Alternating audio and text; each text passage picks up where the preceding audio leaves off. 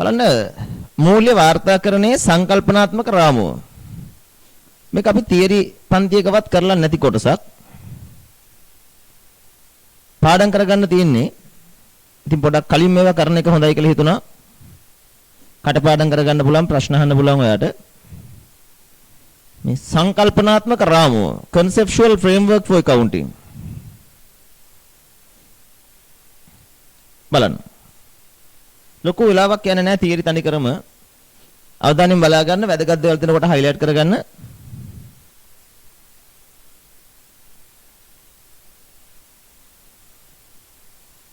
මෙන්න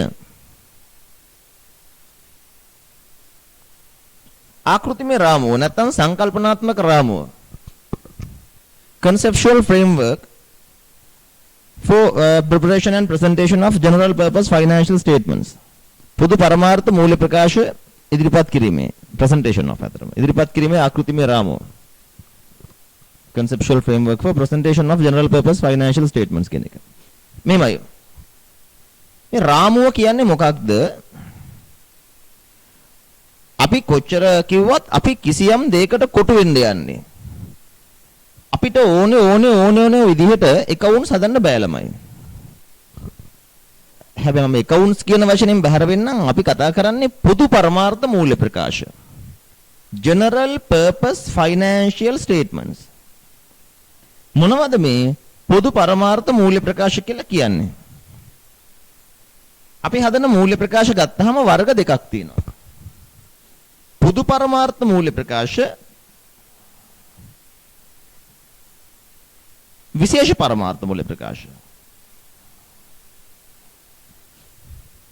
පොදු පරමාර්ථ මූල්‍ය ප්‍රකාශ කියලා කියන්නේ සමාගමක් හදන ප්‍රකාශිත මූල්‍ය ප්‍රකාශ. විශේෂ පරමාර්ථ කියන්නේ මෙහෙමයි. ඔයාලට මතකද අපි අර තියරි කාලේ කතා කළේ සමාගම් අධ්‍යක්ෂක මණ්ඩලයට ගිණුම් හදනවා. අධ්‍යක්ෂක මණ්ඩලය වෙනුවෙන් ගිණුම් කට්ටලයක් හදනවා.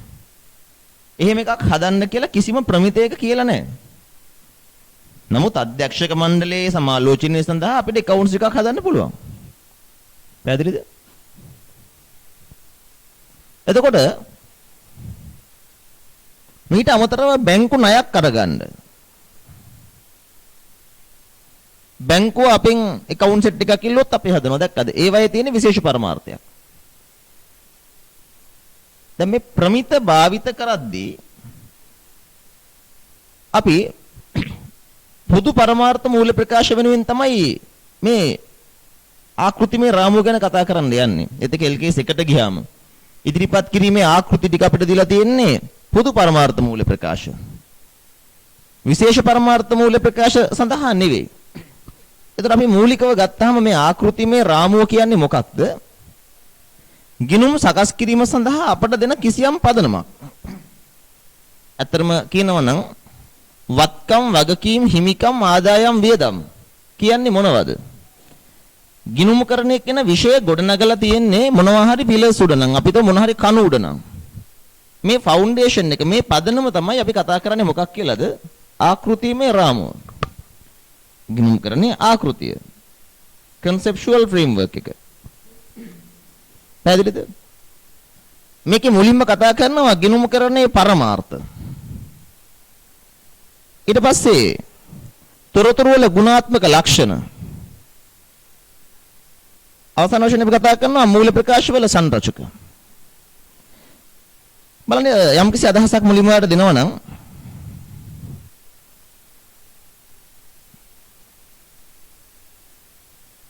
සංකල්පනාත්මක ආකෘතිමය රාමුව. මූල්‍ය ගිණුම්කරණය සහ මූල්‍ය ප්‍රකාශන වල කාර්යභාරය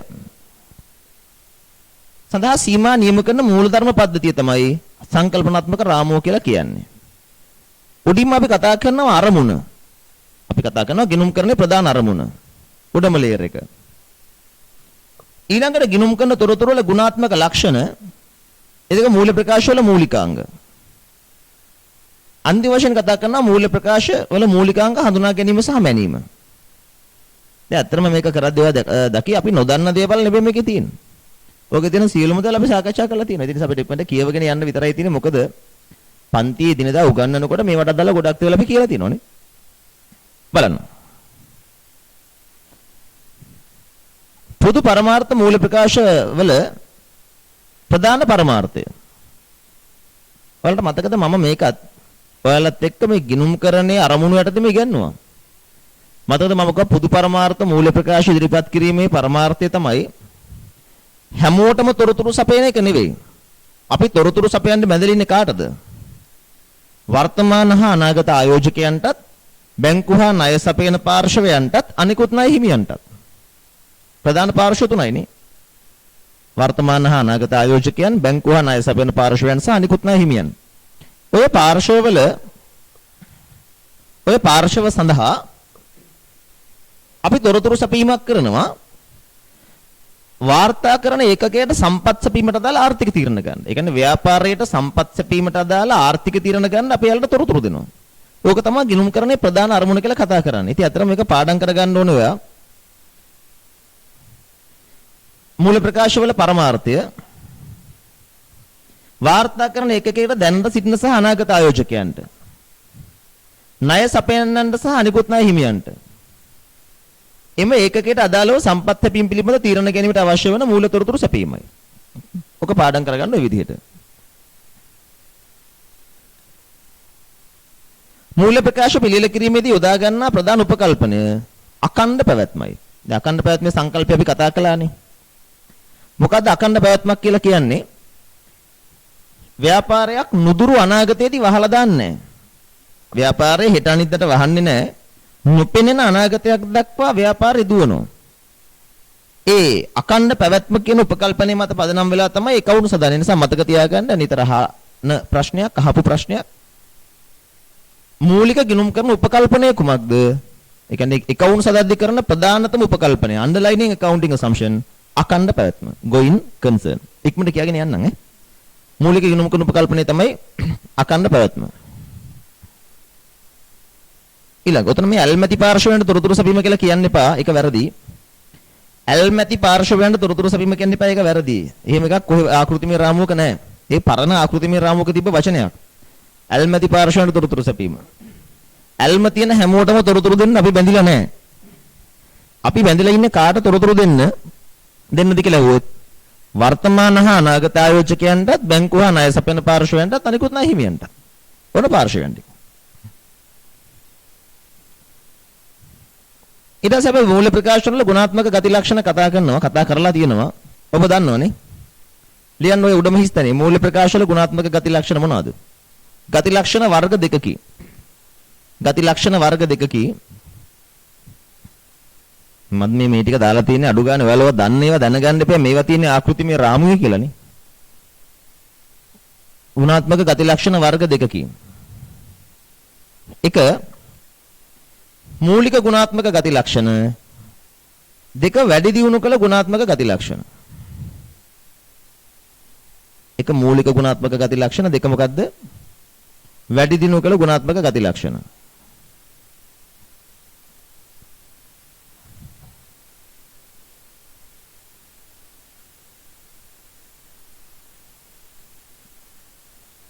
මූලික ලක්ෂණ දෙක වල දන්න මොනවද? අදාළ බව හා විශ්වාසදායී නියෝජනය. අදාළ බව හා විශ්වාසදායී නියෝජනය මූලික ගුණාත්මක ගති ලක්ෂණ වන්නේ අදාළ බව හා විශ්වාසදායී නියෝජනයයි. අදාළ බව තොරතුරු භාවිත කරන පාර්ශ්ව වලට තීරණ වෙනස් කිරීමට මූල ප්‍රකාශන වල තොරතුරු වලට හැකියාවක් තියෙනවා. තියෙනවා නම් ඒවා අදාළයි. තොරතුරු අදාළ වෙන්න නම් පහත අනුලක්ෂණ. මේක පාඩම් කරගන්න උත්සාහ කරන්න. අදාළ බව ඇතිවීමේ අනුලක්ෂණ. තොරතුරු අදාළ විදිහට හදන්න නම් මෙන්න මේ ලක්ෂණ තුන තියෙන්න ඕනේ. මේක අලුත් දෙයක් ඔයාට. අදාළ බව ඇති වෙන්නේ මේ ලක්ෂණ තුන නිසා. මම මේ ආකෘතිමය රාමුව කියවලා ඔයාට ෂෝට් කරලා තියෙන්නේ. එක තමයි පුරෝකතන හැකියාව. සත්‍යාපනය කළ හැකි බව, ප්‍රමාණාත්මක භාවය. මේ සත්‍යාපනය කළ හැකි බව අපි වැඩි දිනු කළ ලක්ෂණයක් විදිහට කතා කරනවානේ. වඩා අදාළ වෙන්න නම් ඒ තොරතුරු මත අපිට අනාගත තීරණ ගන්න පුළුවන් වෙනුනේ. ඒකයි පුරෝකතන හැකියාව කියන්නේ. සත්‍යාපන කළ හැකියාව කියන්නේ හරි වැරදි බලන්න පුළුවන්කම තියෙන්න ඕනේ. ප්‍රමාණාත්මක භාවය කියලා කියන්නේ ඔයාලා දන්නවනේ තොරතුර සාපේක්ෂ වැදගත්කම. තොරතුරකට පුළුවන් ද ආයෝජකයෙක්ගේ ආයෝජන තීරණයක් වෙනස් කරන්න. විශ්වාසදා නියෝජනය මූල්‍ය වාර්තාම් වගේ නිරූපණය කරන ලබන ආර්ථික සිද්ධීන් විශ්වාසනීය නියෝජනයක් නිරූපණය වන පරිදි ඉදිරිපත් කරන්න ඕනේ. තොරතුරු විශ්වාසනීය ලෙස නිරූපණය කරන්න නම් ඒක සම්පූර්ණ වෙන්න ඕනේ, මධ්‍යස්ථ වෙන්න ඕනේ. අසම්පූර්ණ තොරතුරක් සහ මධ්‍යස්ථ නොවන තොරතුරක් විශ්වාසදායී නැහැ. right? එතකොට මූලික ගුණාත්මක ගති ලක්ෂණ දෙකයි අදාළ බව හා විශ්වාසදායී නියෝජනය. අදාළ වෙන්න නම් පුරවකථනය කරන්න පුළුවන් වෙන්න ඕනේ, සත්‍යාපනය කරන්න පුළුවන් වෙන්න ප්‍රමාණාත්මක භාවය තියෙන්න ඕනේ.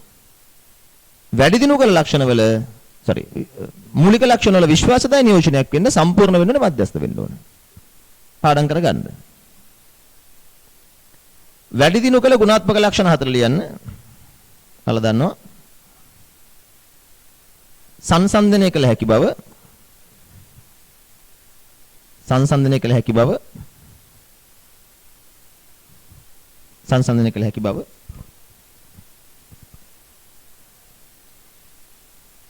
සත්‍යාපනතාවය, සත්‍යාපනතාවය, සංසන්දනතාවය, සත්‍යාපනතාවය,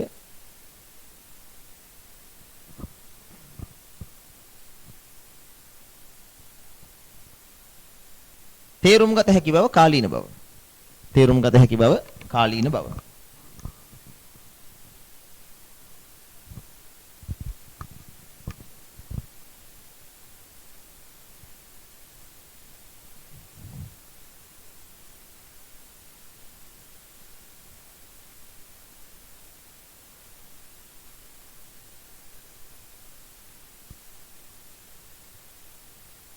මූල්‍ය ප්‍රකාශන ඇතුළත් මූලිකාංග මැනීම.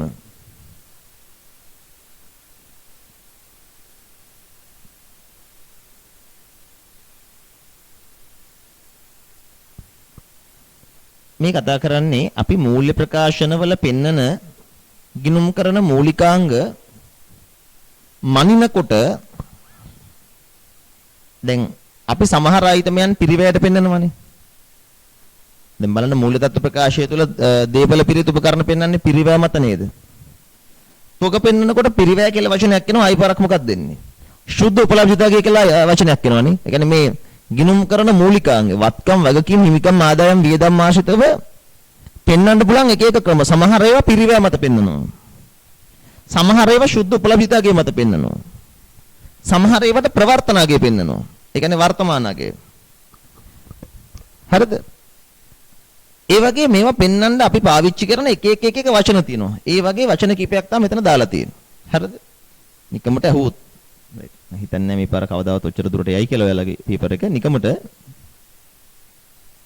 ඔතන ඓතිහාසික පිරිවැය දන්නවනේ වත්කමක් නම් අත්පත් කරගත් අවස්ථාවේ ගෙවන ගාන. වගකීමක් ගත්ත නම් ගත් අවස්ථාවේ එකඟ වෙච්ච ගාන. ඔක තමයි ඓතිහාසික පිරිවැය. වචන විතරක් මතක තියාගන්න අදහසත් එක්ක පොඩ්ඩක්.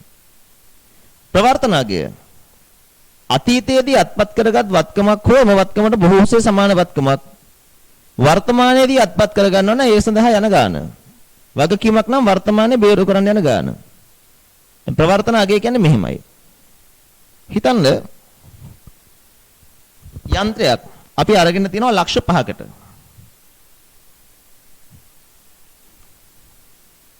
ප්‍රවර්තන අගය කියන්නේ මේ වගේ යන්ත්‍රයක් අද ගන්න ගියොත් කීයක් වෙයිද?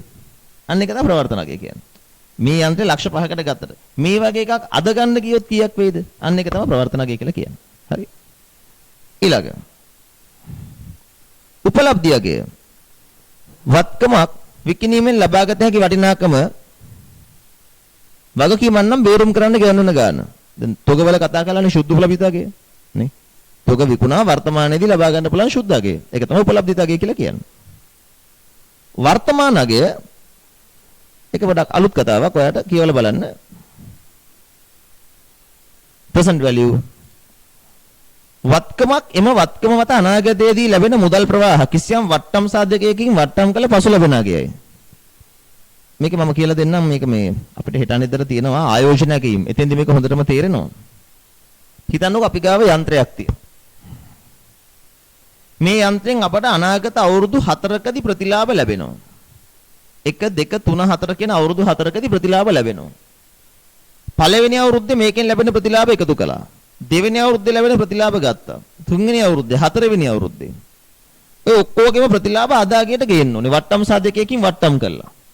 ඉතින් අතරම කියනවා නම් මේ වට්ටම් කිරීම කියන එක මම ඉදිරියේදී පැහැදිලි කරන්නම්. ඔය වචනේ දැනට ඔයාලට අලුත් වුණාට ආයෝජනකින් පාඩම කළාට පස්සේ වර්තමාන අගය කියන එක වතුර වගේ වෙනවා. ඒ නිසා අනාගතයේදී ලැබෙන වත්කමක් අනාගත පාවිච්චියෙන් අනාගතයේදී ලැබෙන සියලුම ප්‍රතිලාභවල අදාගය. වට්ටම් සාධකයකින් වට්ටම් කළ ගන්න අගය වර්තමාන අගය ගොඩක් කාලේ වැය කරන්න ඕනේ නැහැ මේ වෙලාවේ උගන්නන්න. ඒකට හේතුව ආයෝජනකින් කොටස කළාට පස්සේ ඒක නිකම්ම ඔයාගේ ඔලුවට ලැබෙන නිසා. right.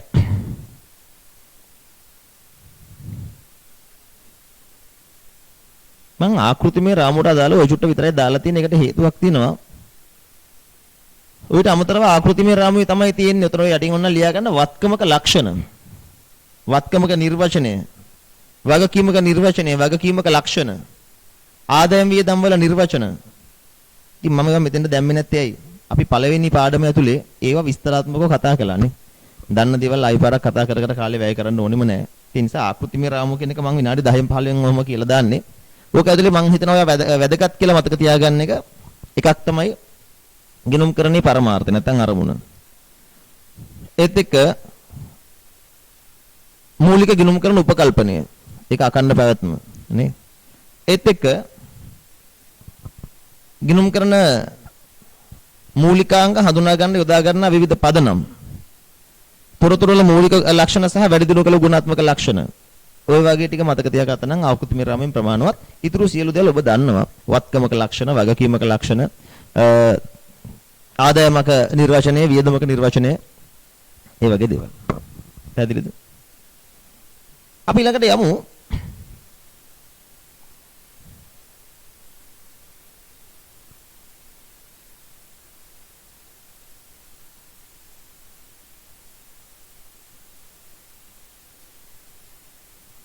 බලගන්න.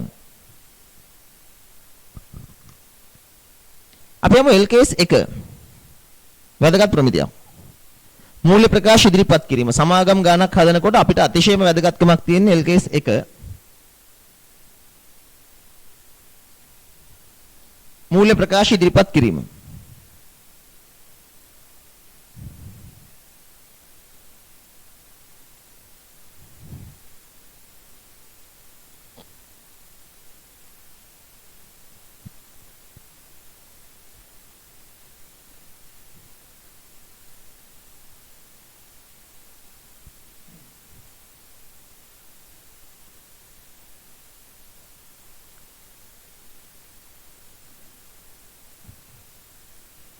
මෙම ප්‍රමිතිය මගින් පොදු අවශ්‍යතාවයන් සඳහා ඒ වගේ තේරුම මම කලින් අවස්ථාවේදී කිව්වා ආකෘතිමය රාමයේදී. නමුත් අතරම මම එතෙන්දී එහෙම කිව්වට මේ පොදු පරමාර්ථ ගැන කතන්දරයේ දැඩිසිය අපි අවධාරණය කරන්නේ LKS 1 අනුව. right. ආකෘතිමය රාමුවට අනුව නෙවෙයි. ඒක මම එතෙන්දී පොඩි පටලවීමක් වුණා මගේ අතින්. මේ පොදු පරමාර්ථ මූල්‍ය ප්‍රකාශ ගැන තමයි මේ LKS 1 දී කතා කරන්නේ. right. නමුත් ආකෘතිමය රාමුවත් අපි වර්තමානයේ පාවිච්චි කරන වචන තමයි පොදු පරමාර්ථ මූල්‍ය ප්‍රකාශ ඉදිරිපත් කිරීමේ ආකෘතිමය රාමුව. හරි එතෙන්ටත් ඒක අදාළයි. මෙතන තමයි ඒක ඇත්තටම තියෙන්නේ. නිබම් මොකද්ද මේ ප්‍රමිතිය ඇතුලේ පොදු අවශ්‍යතාවයන් සඳහා කියන එක අවධාරණය කරන්නේ LKS 1 ඇතුලේ. හරි. මෙම ප්‍රමිතිය මගින් පොදු අවශ්‍යතාවයන් සඳහා මූල්‍ය ප්‍රකාශ සකස් කරන ආකාරය පිළිබඳව මඟ පෙන්වනවා. ආකෘතිමය රාමුවේ පොදු අවශ්‍යතාවයන් තමයි ඈ. මෙතනත් මූල්‍ය ප්‍රකාශ වල පරමාර්ථය තියෙන මොකද්ද? අර කතන්දරෙම තමයි. හරි. වාර්තා කරන එකක දැනට සිටින හා අපේක්ෂිත ආයෝජිතයන්ටත් ණය සැපෙන පාර්ශවයන්ටත් අනිකුත් ණය හිමියන්ටත් වාර්තා කරන එකකයට සම්පත් සැපීමට අදාළව ආර්ථික තීරණ ගැනීම සඳහා අවශ්‍ය මූල්‍ය තොරතුරු සැපීම. බලන්න ගිණුම් කරන මූලිකාංග. දැන් මේවා උගන්වන්න ගියොත් එහෙම නිකන් විහිළුවක් වගේ වෙනවා. ඒ නිසා මම ඉක්මනට යන්නම්. මූල්‍ය ප්‍රකාශ වල මූලිකාංග. ගිණුම් කරන මූලිකාංග. මූල්‍ය ප්‍රකාශ මූලිකාංග නෙමෙයි ගිණුම් කරන මූලිකාංග. elements of accounting මොනවද? වත්කම්, වගකීම්, හිමිකම්, ආදායම්, වියදම්. මතක තියාගන්න ගිණුම් කරන මූලිකාංග. මේ වචන හැලෙල් කරන්නේ ගිණුම් කරන්නේ මූලිකාංග. elements of accounting. ගිණුම් කරන මූලිකාංග පහයි වත්කම්, වගකීම්, ස්කන්ධය, ආදායම් සහ වියදම්. මූල්‍ය ප්‍රකාශන සඳහා වගකීම තියෙන්නේ කාටද? අපි හදන accounts වලට වග කියන්නේ කවුද? මතක තියාගන්න මේකේ වගකීම තියෙන්නේ අධ්‍යක්ෂක මණ්ඩලයට. වෙනත් පාලක සභාවක් කියන එක වැදගත් නෑ. මතක තියාගන්න වගකීම කියන වචනේ හයිලයිට් කරන්න අධ්‍යක්ෂක මණ්ඩලයට. මූල්‍ය ප්‍රකාශ වලට වග කියන්නේ අධ්‍යක්ෂකවරු. වගකීම අධ්‍යක්ෂක මණ්ඩලයේ සතුයි. මූල්‍ය ප්‍රකාශන වල සංරක්ෂකයන් කොටස්. මේකේ සංරක්ෂක කියන වචනේ හයිලයිට් කරන්න. මූල්‍ය ප්‍රකාශ වල සංරක්ෂක. ඔය දන්නව නේද? විස්තීර්ණ ආදායම් ප්‍රකාශය. අපි කතා කරන මේක ලාභ අලාභ හා අනෙකුත් විස්තීර්ණ ආදායම් ප්‍රකාශය. මූල්‍ය තත්ත්ව ප්‍රකාශය, මුදල් ප්‍රවාහ ප්‍රකාශය, ස්කන්ධ වෙනස් වීම ප්‍රකාශය, ගිණුම් කරන සටහන්.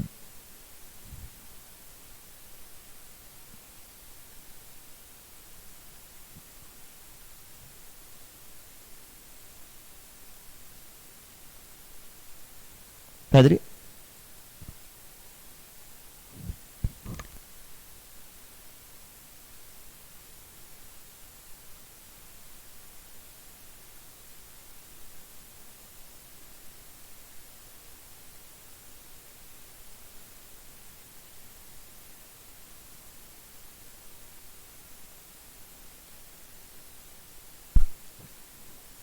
බලන්න.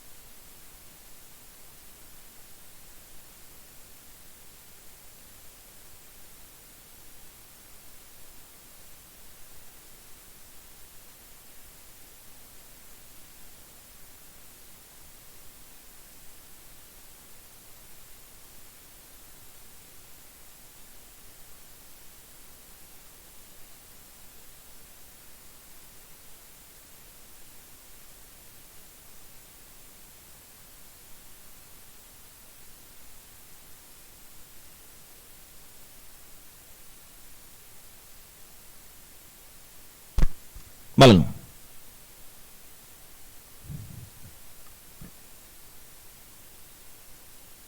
දැන් හිරුලන්නේ බලන්න. ස්ටක් වෙලා නැහැ බලන්න. අහගින්න. මම උන්වලට පෙන්වන්න යම් කිසි දෙයක් ලෑස්ති කළා. මතක් වුණා පරණ පින්තූරයක් තිබ්බ කියලා මම ඒක පොඩ්ඩක් රෙඩි කරගත්තා බලන්න හරි. දැන් හරි. මෙන්න ළමයි මෙමය. හරි මම අදාළ තැනදී පෙන්වන්න මෙන්න. අපිට ඊළඟට තියෙන්නේ මොකද්ද?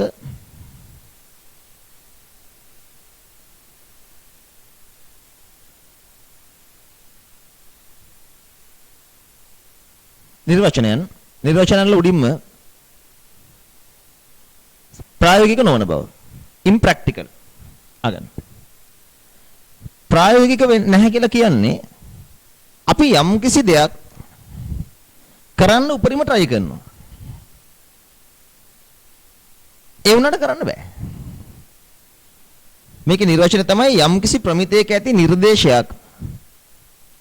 මේක කියන්නේ ගත හැකි සෑම සාධාරණ උත්සාහයක් දැරීමෙන් අනතුරුව යම් කිසි ප්‍රමිතයක ඇති නිර්දේශයක් ඒ ආකාරයෙන්ම ඉටු කිරීම සිදු කළ නොහැකි නම් ඒ ප්‍රායෝගික නොවන බව ලෙස හඳුන්වයි. ගත හැකි සෑම සාධාරණ උත්සාහයක් දැරීමෙන් අනතුරුවත් ප්‍රමිතයක ඇති නිර්දේශයක් ඒ ආකාරයෙන් ඉටු කිරීම කළ නොහැකි නම් ඒ ප්‍රායෝගික නොවන බවයි. ප්‍රමිතක මොන හරි දෙයක් කරන්න කියනවා. කොච්චර try කළත් එහෙම කරන්න බෑ. එන එක ප්‍රැක්ටිකල් නෑ. ඔකට දෙන්න පුළුවන් හොඳම උදාහරණය තමයි ඉඩම් ෂේ කරන්නේ නෑනේ. අපි මූල්‍ය තත්ත්ව ප්‍රකාශයේ දීපල පිරියතවලදී දීපල පිරියත සටහනේ ඉඩම් ගොඩනැගිලි වෙන වෙනම පෙන්වන්න එපා. නේ? ඒ වුණාට ඉඩමයි ගොඩනැගිල්ලයි දෙකම එකපාර සල්ලි වලට ගත්තා නම් අරගෙන තියෙන එකපාර මම ඉඩම මට විකුණපු මිනිස්සයාගෙන් අහනවා මේ මට කියන්නකෝ මේක ඇතුළේ ඉඩම කීයද ගොඩනැගිල්ල කීයද? ඒ මිනිස්සයා කියනවා ඕන්නේදී ප්‍රශ්න අහන්න නැතු වෙනවා වැඩිපුර දැඟලුවොත් අමුසල ඉඩම දෙන්නේ නැහැ ඵලයන්ද. මම කියනවා තරහ ගන්න දෙන්න ෂීප්. දැන් මම දන්නේ නැහැ ඉදම කීයද ගොඩනැගිල්ල කීයද. මම එක්ක මොකද කරන්න ඕනේ මේක වෙනම taksiruකාරයෙක් දාලා ආයි පාරක් ප්‍රත්‍යාගමනය කරන්න ඕනේ. නමුත් වත්කමක් මුල් වරට ප්‍රත්‍යාගමනගේ මත හඳුන ගන්න බෑ. පිරිවැය මත හඳුන ගන්න ඕනේ. දැන් නඩු ගොඩයි. ඒ නිසා මට එතෙන්දී ඉදමහා ගොඩනැගිල්ල වෙන් කරගන්න බැරි වෙනව නේද? ගත හැකි සෑම සාධාරණ උත්සාහයක් දරුවත් ඒ සියලුම සාධාරණ උත්සාහයන් දැරීමෙන් අනතුරුව මට මේකේ වටිනාකම වෙන වෙනම පෙන්වන්න බෑ. එහෙනම් ඒකට කියනවා මොකද්ද? ප්‍රායෝගික නොවන බව කියලා. ඉම්ප්‍රැක්ටිකල්. ගත හැකි සෑම සාධාරණ උත්සාහයක් දැරීමෙන් අනතුරුව ප්‍රමිතයක ඇති නිර්දේශයක් ඒ ආකාරයෙන්ම කරන්න බැරි නම් ඒකට මොකද කියන්නේ? ප්‍රායෝගික නොවන බව. බලන්න.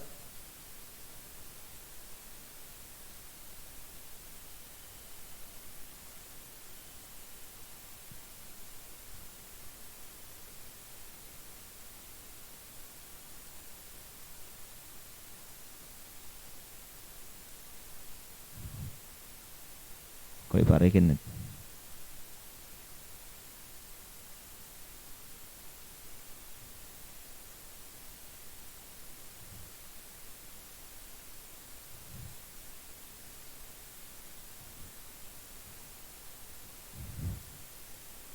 හරි අමු කවන්නේ.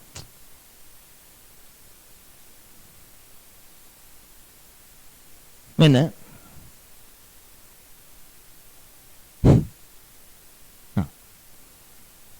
ගත හැකි සෑම සාධාරණ උත්සාහයක් දැරීමෙන් පසුවත් ප්‍රමිතයක ඇති නිර්දේශයක් එලෙස ඉටු කිරීමට නොහැකි වීම ප්‍රායෝගික නොවීමයි.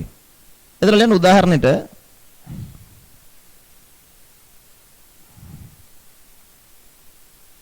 ලියන උදාහරණෙට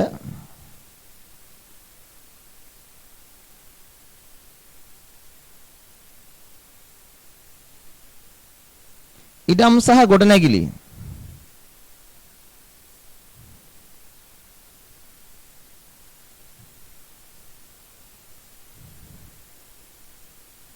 එක්වර මිලට ගෙන ඇති විට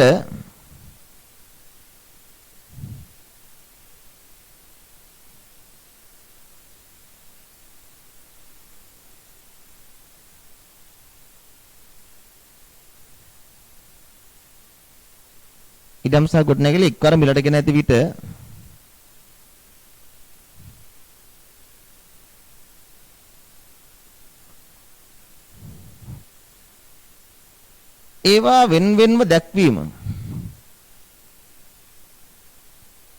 ඒවා වෙන්වෙන්ව දැක්වීම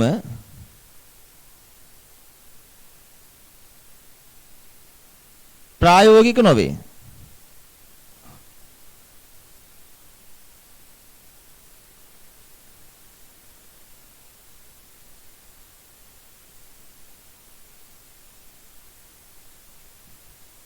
ඒවා වෙන්වෙන්ව දැක්වීම ප්‍රායෝගික නොවේ.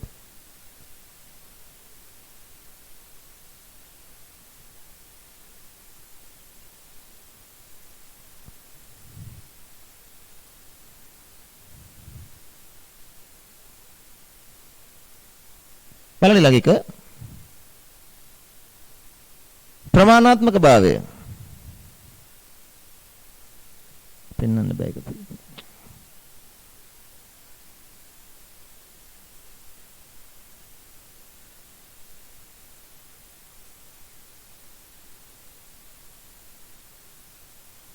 ප්‍රමාණාත්මක භාවය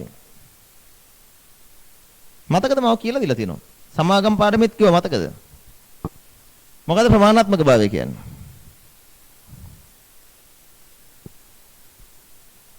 කිසියම් තොරතුරු නොදැක්වීමක් හෝ වරදවා දැක්වීමක් ආයෝජකයෙකුගේ ආයෝජන තීරණයක් වෙනස් කිරීමට තරම් ප්‍රබලයි නම් එය ප්‍රමාණාත්මක වේ. ප්‍රමාණාත්මකතාවයේ ගනුදෙනුවේ ප්‍රමාණය හා ස්වභාවය මත රඳා පවතී. මතකද එහෙම එකක් කිව්වා. කිසියම් තොරතුරු නොදැක්වීමක් හරි වරදවා දැක්වීමක් හරි ආයෝජකයෙක්ගේ ආයෝජන තීරණයක් වෙනස් කරන්න තරම් ප්‍රබලයි නම් ඒක ප්‍රමාණාත්මකයි.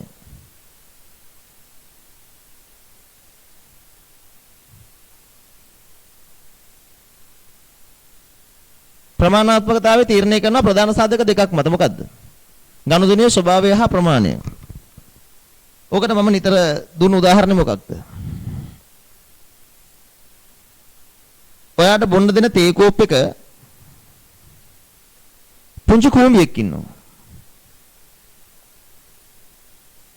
බොන දෙන තේ කෝපේ පුංචි කූඹියෙක් ඉන්නවා. මේ කූඹියා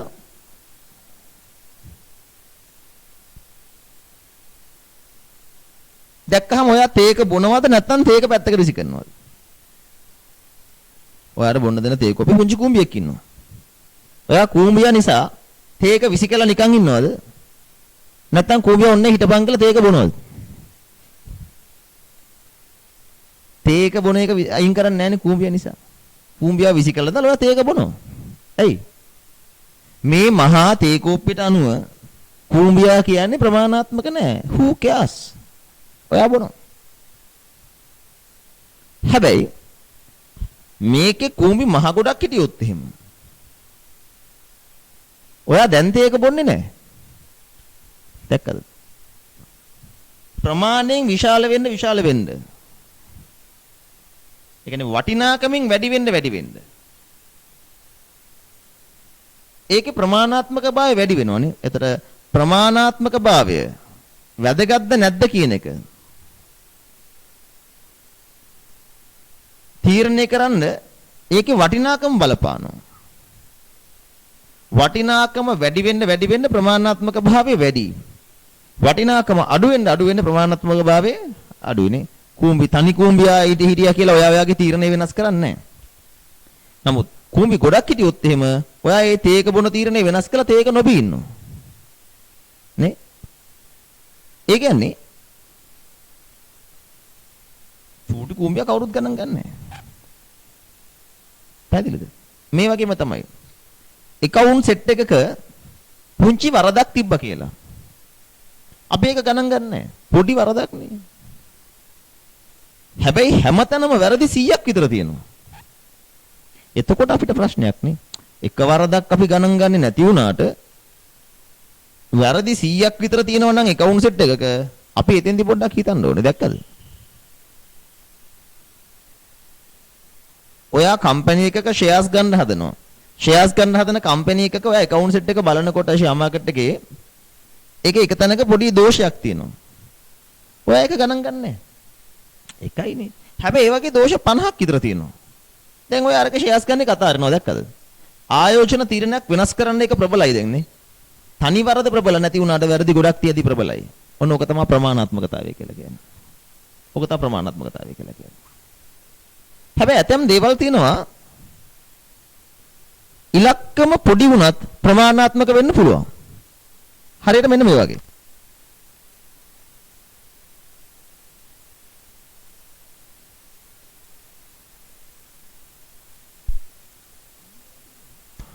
සමහර ඒවා තියෙනවා ඉලක්කම පුංචි වුණාට ප්‍රමාණාත්මක වෙන්න පුළුවන්. මෙන්න මේ වගේ.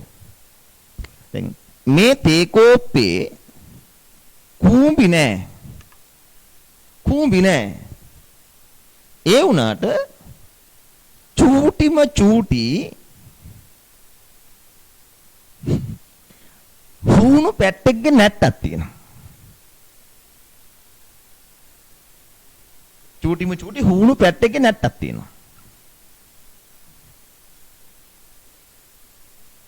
හුණෙක් නෑනේ. ඉන්නේ පැට්ටනේ. පැට්ටගෙත් නැට්ටනේ කියලා ඔයා තේක බොනවද?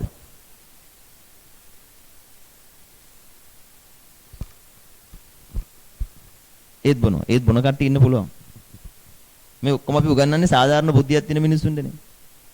හූනෙන් නෙවෙයි කැරබොතු 10 කිරියක් බොන කට්ටිය ඉන්නවා. නමුත් සාධාරණ බුද්ධියක් තියෙන මිනිස්සෙක් බොන්නේ නැහැ. ඒ කියන්නේ දැක්කද? එතන පොඩි වුණාට බොන්නේ නැහනේ. ඒ කියන්නේ ප්‍රමාණාත්මකයි නේද? එතන ප්‍රමාණාත්මක ප්‍රමාණය නිසා නෙවෙයි මොකක් නිසාද? ස්වභාවය නිසා. දැක්කද? ඇතම් දේවල් ප්‍රමාණය නැත්නම් වටිනාකම මත ප්‍රමාණාත්මකයි. තව සමහර දේවල් ස්වභාවය මත ප්‍රමාණාත්මකයි. එහෙනම් ප්‍රමාණාත්මකතාවයේ තීරණය කරන සාධක දෙකයි. ගනුදෙනුවේ ස්වභාවය අනික ප්‍රමාණය. වටිනාකම කියන්නේ ප්‍රමාණය. කිසියම් තොරතුරු නොදැක්වීමක් හෝ වරදවා දැක්වීමක් ආයෝජකයෙකුගේ ආයෝජන තීරණයක් වෙනස් කිරීමට තරම් ප්‍රබලයි නම් ඒ ප්‍රමාණාත්මකයි. ප්‍රමාණාත්මකතාවයේ සාධක දෙකක් මත රඳා පවතී. එකක් ගනුදෙනුවේ ස්වභාවයයි අනික ගනුදෙනුවේ ප්‍රමාණයයි. දැන් බලන්න තේරෙනව නේද කියලා? කොමගේ නෝට් එක ගිහිල්ලා එපාර.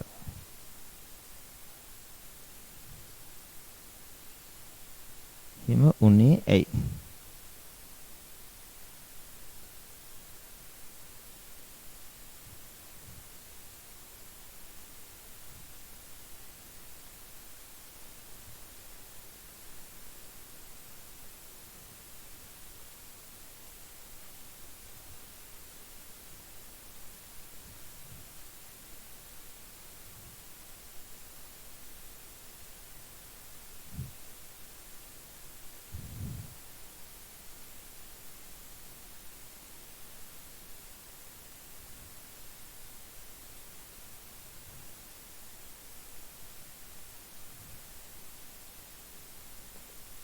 මතක කලින් අවස්ථාවක මම වලට ඔක print කරලා දුන්නා නමුත් වලට කිච්චර තේරුන්නේ නැහැ.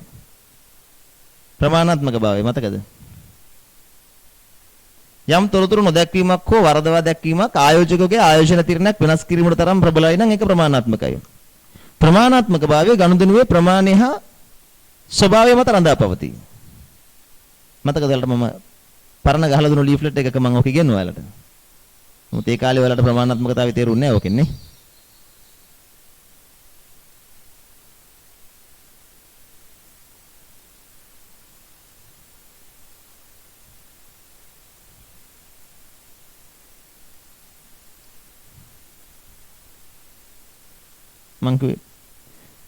ප්‍රමාණාත්මකතාවය මතකද ඉගෙනුවා. Material omissions or misstatements of items are material if they could individually or collectively influence the economic decisions of users. Make on the basis of the financial statements. Materiality depends on the size and the nature of the omission or misstatement, judgment in the surrounding circumstances. තේ කෝපයක චූටි කෝඹියක් හිටියා කියලා නේ මේ ළමයි දෙන්නගේ පොඩි දෙබස තේ කෝපයක් යනවා චූටි කෝඹියක් ඉන්නවා අපි පොඩ්ඩක් බොනවද කියලා සර් අහනවා ළමයා කියනවා අවුලක් නැහැ සර් බොනවා දැන් ඔයාලා කිව්වා මට නේ හැබැයි තේ කෝපේ කෝඹි 100ක් හිටියොත් ඔයාලා බොන්නේ නැහැ ඇයි ඒක ප්‍රමාණාත්මක නිසා ඒත් එක්ක බොන්න දෙන තේ කෝපේ කෝඹි නෙමෙයි පොඩි හුණු නැට්ටක් මෙතන හුණෙක්ම ඉන්නවා ළමයා කියනවා චූටි උනත් බොන්නේ නැහැ සතා හුණා දැක්කද ප්‍රමාණාත්මක භාවය සමහර ගනුදෙනු වෙන වෙනම ගත්තාම ප්‍රමාණාත්මක නැහැ. හැබැයි එකතු වුණාම ප්‍රමාණාත්මකයි නේ. හැබැයි සමහර ඒවා කොච්චර පොඩි වුණත් ප්‍රමාණාත්මකයි. ඒ තමයි නිර්වචනේ යම් තොරතුරු නොදැක්වීමක් හෝ වරදවා දැක්වීමක් ආයෝජකයෙකුගේ ආයෝජන තීරණයක් වෙනස් කරන තරම් ප්‍රබලයි නම් ඒක ප්‍රමාණාත්මකයි. ඒක තීරණය කරන සාධක දෙකයි ගනුදෙනුවේ ප්‍රමාණය හා ගනුදෙනුවේ ස්වභාවය.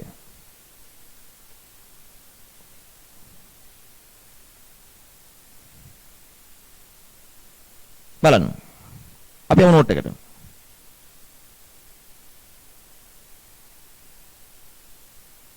එතකොට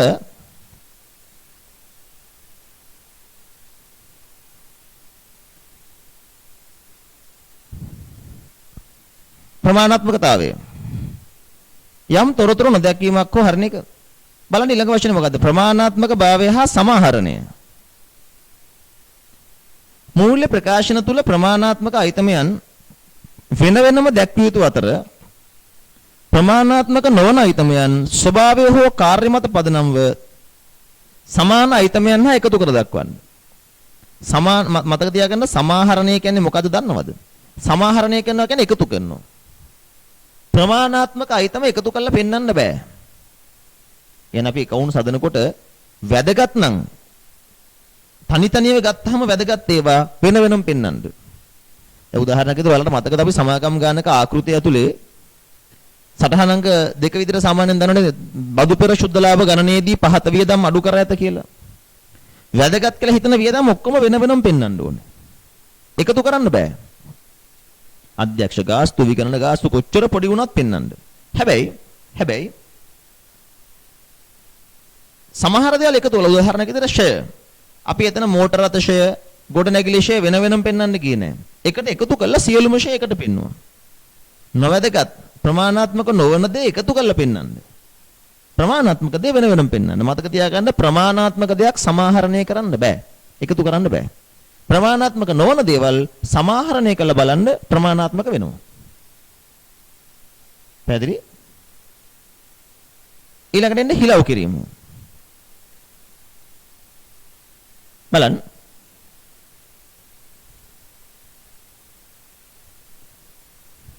හිලව් කරනවා කියන්නේ එකකට ටිකක් කපනවනේ. මතක තියාගන්න ගිණුම් කරන්නේදී ආදායම් වලට වියදම් හිලව් කරන්න එපාලු. වත්කම් වලට වගකීම් හිලව් කරන්න එපාලු. ප්‍රමිතකින් ඉඩ දීලා තියෙනවා නම් මිස හෝ සමාන ගනුදෙනු වලින් ඇති වී ඇතනම් මිස එහෙම තමයි ප්‍රමිතය කියන්නේ. සමාන ගනුදෙනු වලින් ඇති වෙලා තියෙනවා නම් හිලව් කරන්න පුළුවන්. ප්‍රමිතක ඉඩ දෙනවා නම් හිලව් කරන්න පුළුවන්.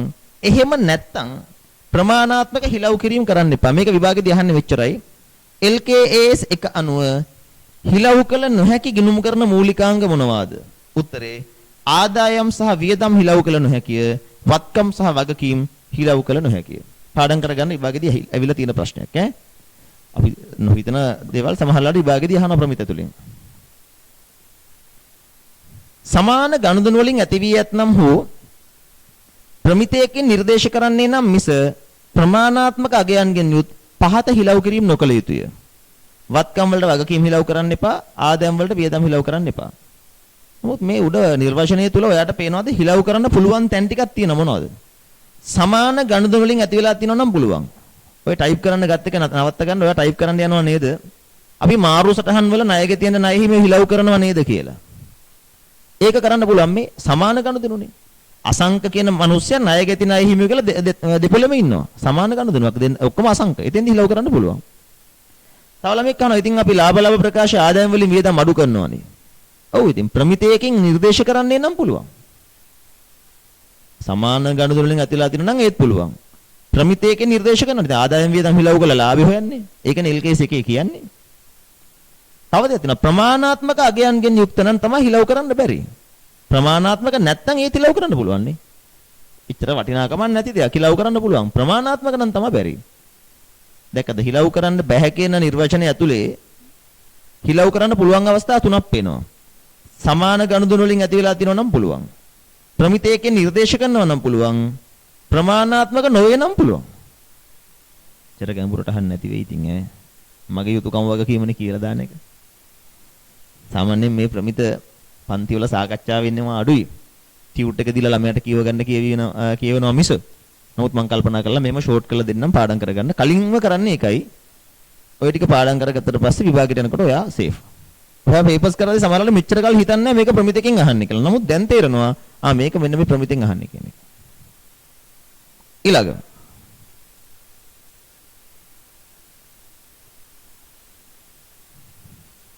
සංසන්දනාත්මක තොරතුරු. මේකෙන් කියන්නේ ළමයි අපි account හදනකොට දැන් හිතන්නකෝ මේ තියෙන්නේ 2021 මාර්තු 31 account set එක කියලා. මේත් එක්ක 2020 මාර්තු 31 account set එක පෙන්වන්න. ඔය අරගෙන බලන්න ඕනෙම ගානක් ඕනෙම සමාගමක මූල්‍ය ප්‍රකාශ මම වෙලා යන නිසා ඩවුන්ලෝඩ් කරලා පෙන්වන්න යන්නේ නැහැ. ඕනෙම කම්පැනි එකක එක අවුරුද්දක account set එක ඉස්සරහින් ඊට පහුගිය අවුරුද්ද account set එක පෙන්නනවා. පැහැදිලිද?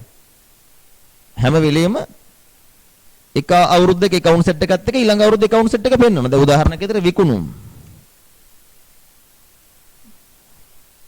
මේ අවුරුද්දේ 5000යි. ගිය අවුරුද්දේ කීයද 3000යි. විකුණුම් පිරිවැය මේ අවුරුද්දේ 2000යි. ගිය අවුරුද්දේ 1500යි. දල ලාභය මෙතන 3000යි.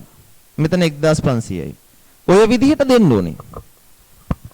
ඉතින් මේක LKS එකේ කියලා තියෙනවා. මෙහෙම පෙන්වන්න නැත්නම් මිනිස්සුන්ට අදහසක් එන්නේ නැහැ. ඔතන පොඩි ඉඩක් මන් තියලා තියෙනවා. පොඩ්ඩක් එතන පෙන්න ගන්න. නිකන් මේ වගේ උදාහරණයක්.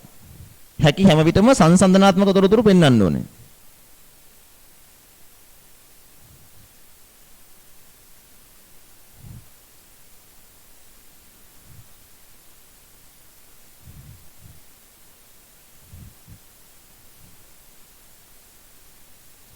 හැකි හැම විටම සංසන්දනාත්මක තොරතුරු පෙන්වන්න ඕනේ.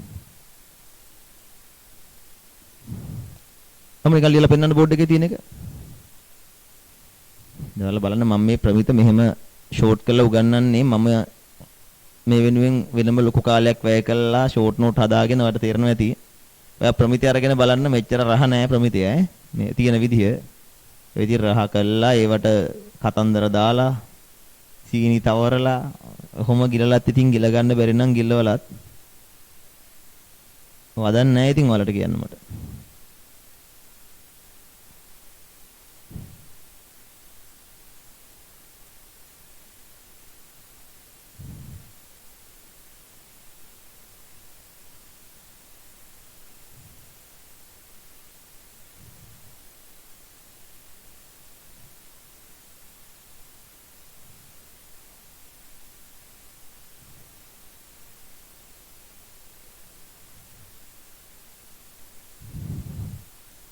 බලන්න.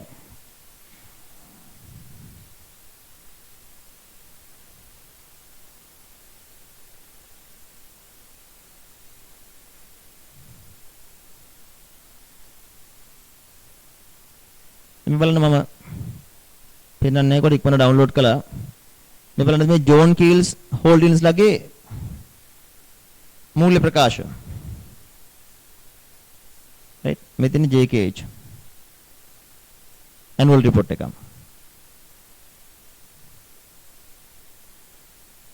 අර පේනවද?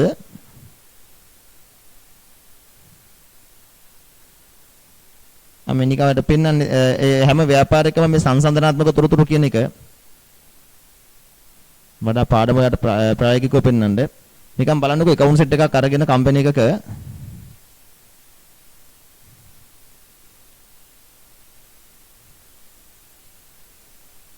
right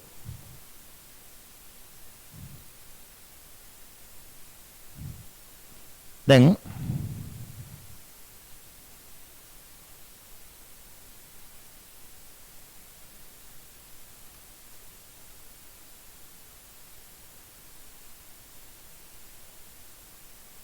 මෙන්න දැන් මේ තියෙන්නේ එයාලගේ මූල්‍ය ප්‍රකාශ ජෝන් කීල්ස් හෝල්ඩින්ස් ලගේ ලංකාවේ තියෙන ලොකුම කම්පැනි එකනේ අපි ගන්නේ index to financial statements මෙතන ගම් බලන්න එයාලගේ මේ income statement එක කියන්නේ මොකද්ද profit and loss statement එක නේද?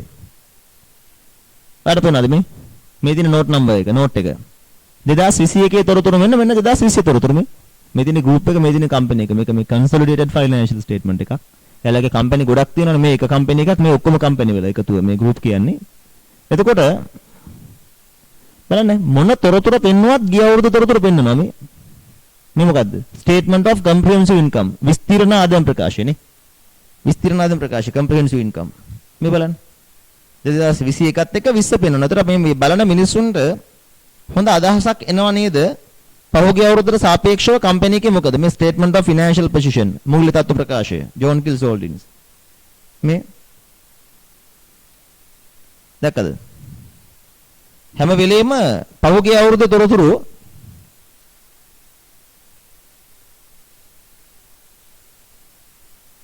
එයාලා පෙන්නලා තිනවනේ ඕකට තමයි කියන්නේ සංසන්දනාත්මක තොරතුරු කියලා. ඔමේ තියෙන ජෝන් කිල්ස් හෝල්ඩින්ස් කියන කම්පැනි එකේ මුළු account set එක. මම හිතන්නේ ලංකාවේ වැඩිම ප්‍රමාණයක් කට්ටිය එකතු වෙලා මේක හදනවා ඇත්තේ.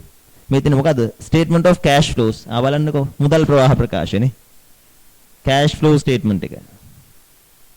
බලන්න එයාලගේ cash flow statement එක මොන ක්‍රමයකටද හදලා තියෙන පේන විදියට. මුදල් ප්‍රවාහ ප්‍රකාශය පේන විදියට මොන ක්‍රමයකටද හදලා තියෙන බලන්න. ඍජුද වක්‍රද? වක්‍රනේ. වක්‍ර. දැන් යමක්ම තේරෙන ළමයි ඒවලට උගන්වන්නත් ආසයි දැන් අපිට. දැන් ජෝන් කීල්ස්ලාගේ account set එක දිහා බලලා හදපු ක්‍රමය කියන්න තරම් ඔයාලට හැකියාවක් තියෙනවනේ. කොහෙද පන්ති යන්නේ? හරි. දිනුපසරිද හොඳයි. එයා හොඳට උගන්වනවා. මෙන්න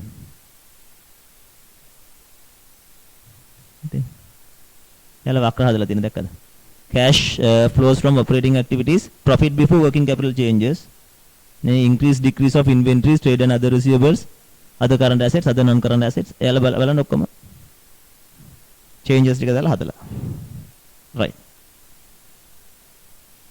පොඩ්ඩක් ඇඩ්වාන්ස් රූපේ සාකච්ඡාවකට වල ලෑස්තිය තියෙනද? මොකද අපි මේ පොඩි ළමයින්ට උගන්වනකොට මම පොඩ්ඩක් ඔයාලා බාලයන්ගේ නොසලකා හරයක් සහිත පුද්ගලයන් කියලා හිතාගෙන මම මේ ඩිස්කෂන් එක කරගෙන ආවා. හරි. මම කොහොමද ඔයාලා බාලයන් සලකන්නේ කවදාවත්. බලන්න. වාර්තා කරන කාල පරිච්ඡේදය. අපි accounts හදන්නේ කොච්චර කාලයකටද?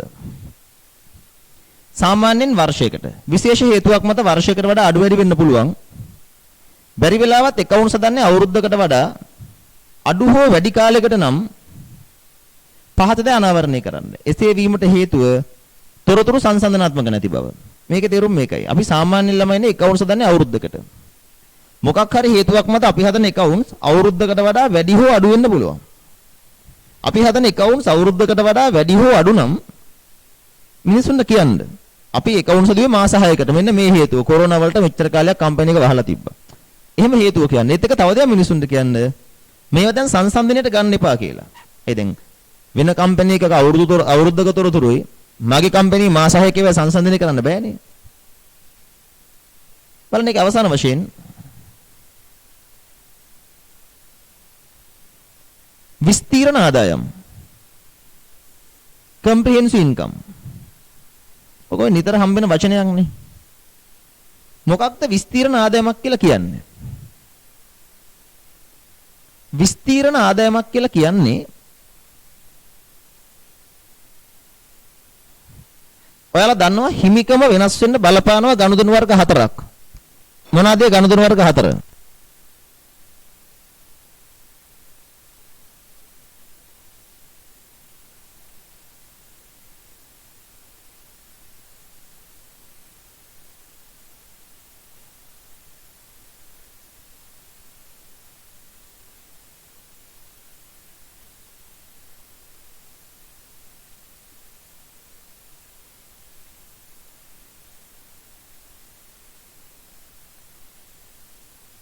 හිමිකම වෙනස් වෙන බලපාන ගනුදෙනු හතර තමයි ප්‍රාග්ධනයේ යෙදවීම, ගැනිලි, ආදායම් සහ වියදම්. කොහොමද අපි ගන්නේ? සාමාන්‍ය හිමිකම වෙනස් වෙන ගනුදෙනු හතරක් බලපාන. ওই ගනුදෙනු හතර. විස්තීර්ණ ආදායමක් කියලා කියන්නේ ප්‍රාග්ධනයේ යෙදවීම හා ගැනිලි නොවන ප්‍රාග්ධනයේ යෙදවීම හා ගැනිලි නොවන හිමිකමට බලපාන අනිත් ගනුදෙනු. ඒ කියන්නේ ආදායම් හා වියදම්. මේවා තමයි විස්තීර්ණ ආදායම් කියන්නේ.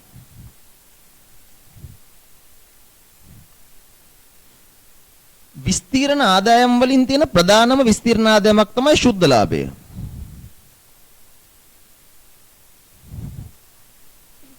එහෙම නැත්නම් ඒක අනිකුත් විස්තීර්ණ ආදායමක්.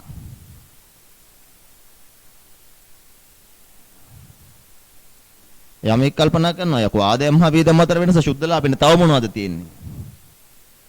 ප්‍රාග්ධනයේ යෙදවීම හා අපසු ගැනීම නොවන හිමිකම වෙනසට බලපාන ඕනම එකක් විස්තීර්ණ ආදායමක්. ප්‍රධානම විස්තීර්ණ ආදායම තමයි ශුද්ධ ලාභය. ඒ වුණාට ශුද්ධ ලාභය නොවන යෙදවීම හා ගැනලිත් නොවන හිමිකමට බලපාන ඒවා තියෙනවා. ඒවා තමයි අනිකුත් විස්තීර්ණ ආදායම් කියන්නේ. සමාගමුත් තීරි පන්ති වල කරපු ළමයි මෙතන ඉන්න නිසා මම කියන්නේ ලාභ හා වෙනත් විස්තීර්ණ ආදායම් ප්‍රකාශය ශුද්ධ ලාභයේ තියෙනවනේ. අපි ඊට යටින් වෙනත් විස්තීර්ණ ආදායම් වලට ගේනවා නේද ප්‍රධානම වශයෙන් ප්‍රත්‍යා ගන්න ලාභ. ප්‍රත්‍යා ගන්න ලාභයක් කියලා කියන්නේ යෙදවීමක් නෙවෙයිනේ. ගැනිල්ලකුත් නෙවෙයි. ඒක යම්කිසි ආකාරයක ලාභයක් නේ. ප්‍රත්‍යා ගන්න ලාභය කියන්නේ යම්කිසි ආකාරයක ලාභයක්. ඒ කියන්නේ ඒක විස්තීර්ණ ආදායමක්. ඒ වුණාට අපි ප්‍රත්‍යා ගන්න ලාභ ශුද්ධ ලාභයට ගන්නෙ නැහැ. දැක්කද? ප්‍රාග්ධනයේ යෙදවීමුත් නොවන ගැනිලිත් නොවන ශුද්ධ ලාභෙත් නොවන ඒවා තියෙනවා. ඒ වගේ ඒවා අපි දන්නේ එකයි උසස් පෙළ මට්ටමට ඒක තමයි ප්‍රත්‍යා ගන්න ලාභ. තව ඒ වගේ ඒවා තියෙනවා විදේශ විනිමය පරිවර්තන ලාභ. ඊට අමතරව actuarial gains or losses from defined retirement benefit plans. හරිද? ඒ වගේම තියෙනවා. හරිද? තව profits or losses from cash flow hedgings කියනවා. මුදල් ප්‍රවාහ hedgings මුදල් ප්‍රවාහ ඉදිරි රැකුම්. වගේ අමුතු කතන්දර ඒවා ඇත්තට අපිට භාවිත වෙනවා හරි අඩුයි. ඒ කියන්නේ ඒක අපේ මට්ටමට ප්‍රායෝගික ලෝකේ මාර විදිහට ඒවා තියෙනවා. ඔය IFRS 9 වගේ ගත්තාම SLFRS 13 ඒවා මේ financial instruments මාර විදිහට තියෙනවා. අපිට නෑ. එතකොට මතක තියාගන්න ඕනේ මෙච්චර නිකන් ඔයාගේ මට්ටමට අයිතිකරු විසින් හිමිකම යෙදවීමක් හෝ ආපසු ගැනීමක් නොවන හිමිකමට බලපාන සියලු ගනුදෙනු වලට කියනවා විස්තීර්ණ ආදායම්. ප්‍රධානම විස්තීර්ණ ආදායම වන්නේ ශුද්ධ ලාභයයි. ශුද්ධ ලාභය නොවන අනිකුත් විස්තීර්ණ ආදායම් වලට තමයි කියන්නේ මෙතන වෙනත් විස්තීර්ණ ආදායම් කියලා. බලන්න. විස්තීර්ණ ආදායමට ලියා ගන්න.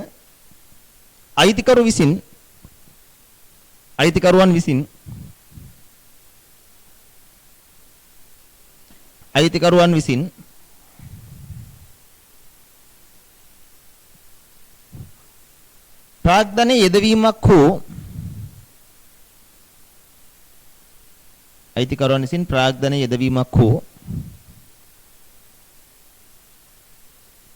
ආපසු ගෙවීමක් නොවන අයිතිකරුවන් විසින් ප්‍රාග්ධනයේ යෙදවීමක් හෝ ආපසු ගෙවීමක් නොවන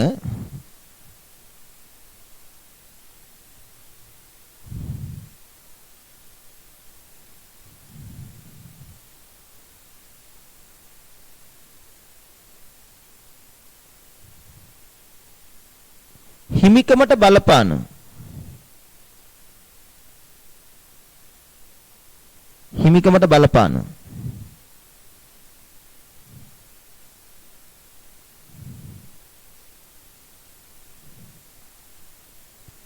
අනෙකුත්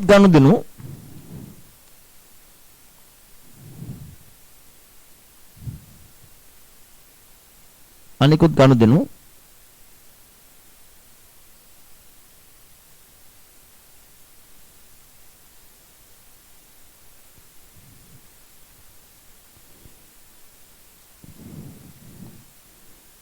විස්තීර්ණ ආදායම්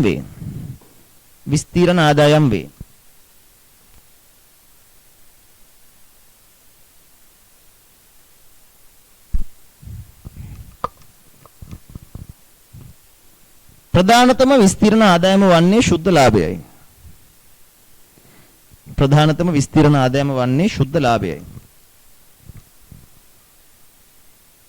ප්‍රධානතම විස්තීර්ණ ආදායම වන්නේ ශුද්ධ ලාභයයි.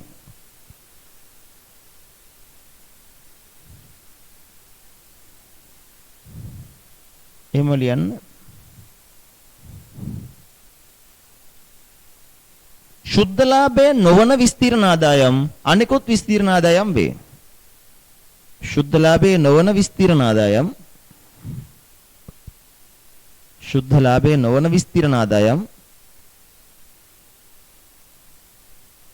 අනිකුත් විස්තීර්ණ ආදායම් වේ. ශුද්ධ ලාභයේ නොවන විස්තීර්ණ ආදායම් අනිකුත් විස්තීර්ණ ආදායම් වේ. බලන්න ඔතන මම ලිස්ට් එකක් දාලා තිනවා ඒවයින්. වත්කම් ප්‍රත්‍යාගන ලාභ, විදේශ විනිමය පරිවර්තන ලාභ, මුදල් ප්‍රවාහ ඉදිරි රැකුම්, විශ්‍රාම ප්‍රතිලාභ සැලසුම් ලාභ. මම ඉස්සෙල්ලා කිව්ව මොකද actuarial gains or losses from defined retirement benefit plans කියලා ඕක තමයි. විශ්‍රාම ප්‍රතිලාභ සැලසුම් ලාභ. අවසාන වශයෙන් ප්‍රමිතේ ආදායම් ප්‍රකාශය තුළ වියදම් වර්ග කළ හැකි ආකාරය. ඔකත් ඇවිල්ලා තිනවා. අපි සාමාන්‍යයෙන් ලාභ ලාභ ප්‍රකාශය පෙන්වන්නේ කොහොමද? පරිපාලන වියදම්, බෙදා හැරීමේ වියදම්, වෙනත් වියදම් හා මූල්‍ය වියදම්නේ. මේක ලාභ ලාභ ප්‍රකාශ වියදම් වර්ග කරන්න බලන එක විදිහක්. මේ වර්ග කරලා තියෙන්නේ ක්‍රියාකාරකම් මතලු. ක්‍රියාකාරකමේ ස්වરૂපය මත. පරිපාලනද, බෙදා හැරීමද, වෙනත්ද, මූල්‍යද. වියදම් වර්ග කරන්න බලන් තව විදිහක් තියනවලු. වියදමේ ස්වභාවය අනුව. එතෙන්දි පොදුවේ ගන්නලු වැටුප්. අපි පරිපාලක සේවකයන්ට වැටුප් කිව්වොත් පරිපාලන වියදමන්නේ. විකුණුම් සේවකයන්ට කිව්වොත් බෙදා හැරීම වියදමකටනේ ගන්නෙ. එහෙම නෙවෙලු. කාට ගෙව්වත් පොදුවේ වැටුප්. ෂෙයා. අපි සාමාන්‍යයෙන් ගොඩනැගිලි ෂෙයා පරිපාලන වියදමකට දානවා. මෝටර රථ ෂෙයා බෙදා හැරීමේ දානවා. එහෙමනේ. එහෙම නැතුව පොදුවේ ෂෙයා දැක්කද? මෙහෙම ක්‍රියාකාරකම අනුව වර්ග කරොත් එහෙම ඒක ක්‍රියාකාරකම් මතලු. නැත්නම් කෙලිම වියදමේ ස්වභාවය මත වුණත් වියදම් වර්ග කරන්න පුළුවන්ලු. ඒතර ලාභ ප්‍රකාශයක් තුළ වියදම් වර්ග කළ හැකි ආකාර දෙකක් ඇත. ඔන්න ආකාර දෙක. එකක් තමයි වියදම් වල ස්වභාවය මත, අනිත ක්‍රියාකාරකම් වල ස්වභාවය මත. ඒ වියදම් වල ස්වභාවය මත කියන එක ඔන්න ඉස්සරහ වරහණක් විතර ලියා ගන්න.